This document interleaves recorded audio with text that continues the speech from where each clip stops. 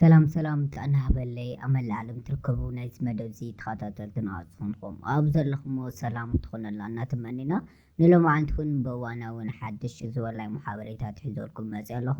እምበር ከስ ክቡራት ተኸታተልተይ ንሎማዓንቲ ናባኸም ዘብሎ ድማ ብጣዕሚ ኣብ ሶሻል ሚድያ ኣነጋገር ዘሎ ጉዳይ ብዛዕባ ሰላማዊት ዮሃንስ እዩ ክኸውን። ሰላማዊት ዮሃንስ ኩልና ከም ንፈልጦ ድማ ካብቶም ኣለዉ ዝተባሃሉ ህቡባት ድምፃውያን ሓንቲ እንትኸውን ኣብዚ ሕጂ ሰዓት ድማ ሰላማዊት ዮሃንስ ተኣሲራ እናተባሃለ ድማ ኣብ ሶሻል ሚድያ እናተዘዋወረ ዝርከብ ዘሎ ክቡራት ተኸታተልተይ ሰላማዊት ዮሃንስ ኸ ብምንታይ ምኽንያት እያ ተኣሲራ ኣበይ እያ ኸ ተረኺባ ዝብል ሓበሬታ ድማ ብምሉእ ናባኹም ከቕርቦ እየ። ክቡራት ተኸታተልተይ ነዚ ቻናል ሓዱሽ እንትኾንኩም ሳብስክራይብ፣ ላይክ፣ ሸር ብምግባር ቤተሰብ ይኹኑ። ብተወሳኺ እውን እንለቀሙ ሓደሽቲ ቪድዮታት ፈጢኖም ንክመፁ ናይ ደወል ምልክት ይንኩ ሓቢርኩምና ፅንሑ ናብ መደብና። እምበር ከስ ክቡራት ተኸታተልተይ ንሎማዓንቲ ድማ ብሓባር ንሪኦ ድማ ኣብቲ ፈለማ መእተዊ ከም ዝሰናገረኽዎ እዩ ክኸውን።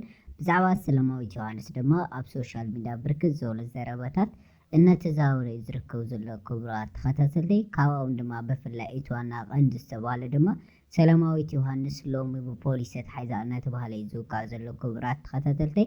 ሰላማዊት ዮሃንስ ድማ ኣብዚ ሕጂ እዋን ድማ ዳርጋ መብዛሕትእና እንፈልጣ ኢና ካብቶም ናይ ትግርኛ ደረፍቲ ኣለዉ ዝተባሃሉ ደራፊት ሓንቲ ዝኾነት እያ ሰላማዊት ዮሃንስ። ተወሊዳ ዝዓበየትሉ ድማ ኣብ ጸለምቲ እያ ተወሊዳ ዓብያ። እቲ ብጣዕሚ ዝሕዝነኩም ድማ ክቡራት ተኸታተልተይ እዛ ሰላማዊት ዮሃንስ ዝተባሃለት ስነ ጥበባዊት ድማ ታድያ ወይ ድማ ምስ ኣቦ ኣይኮነትን ዓብያ።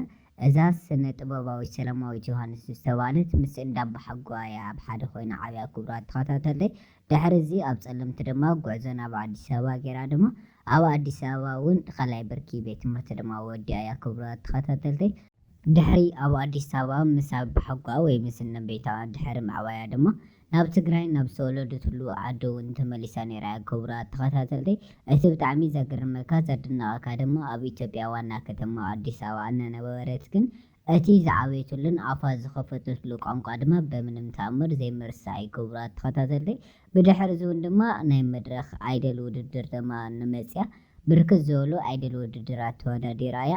በዛ ኣቢላ ድማ ቀስ ብቐስ ድማ ድምፃዊት ክትኸውን ኽኢላ እያ። ክቡራት ተኸታተልተይ ኣብዚ ሕጂ እዋን ድማ ኣብ ትግራይ ካብቶም ኣለዉ ዝተባሃሉ ብሉፃት ደራፍቲ ድማ ሓንቲ ክትኸውን ኽኢላ እያ። ብምልኦም ዳርጋ ብዝበሃል እቶም ሙዚቃታታ ድማ ቫይራል ዝወፁ እዮም። ክቡራት ተኸታተልተይ ብምልኦም ልዕሊ ሚልዮን ቪው ዝተረኣዮም።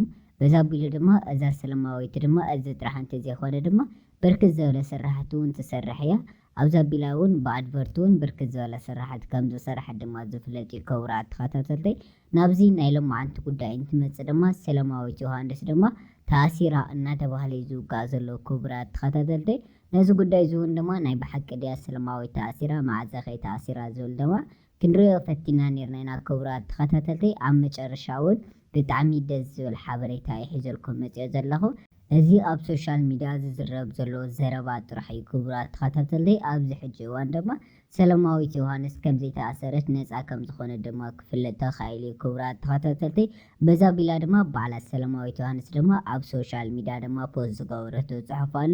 እቲ ፅሑፍ ድማ ሓደ ሓደ ንስሞይ ክተፅልሙ ትገብርዎ ዘለኹም ፈተናታት ድማ ብጣዕሚ ሕማቕ እዩ ዓገብ ክበሃል ኣለዎ ኢላ ድማ ባዕላ ድማ ተናጊራ እያ። ክቡራት ተኸታተልተይ በዛ ኣጋጣሚ ድማ እዚ መደብ እዚ ናባኹም ከቕርቦ ዝወሰንኩ ድማ ብጣዕሚ ብርክት ዝበሉ ፈተውታን ኣድነቕታ ድማ ብዛዕባ ሰላማዊት ዮሃንስ ዳሃይ እናተጨነቑ እዮም ነይሮም። ክቡራት ተኸታተልተይ በዛ ኣቢሉ ድማ ኣብ ሶሻል ሚድያ እውን ካብዚ ብተወሳኺ እውን ድማ ኣብ ሶሻል ሚድያ እውን ብጣዕሚ ካብቶም መነጋገርቲ ዘለዉ ጉዳያት ድማ እቲ ሓደን ቀንዲ እዩ። ክቡራት ተኸታተልተይ እምበር ከስ ንሎማዓንቲ ሒዘልኩም ዝመፅእ መደብ እዚ ይመስል ነይሩ። ክሳብ ብኻሊእ መደብ ንራኸብ።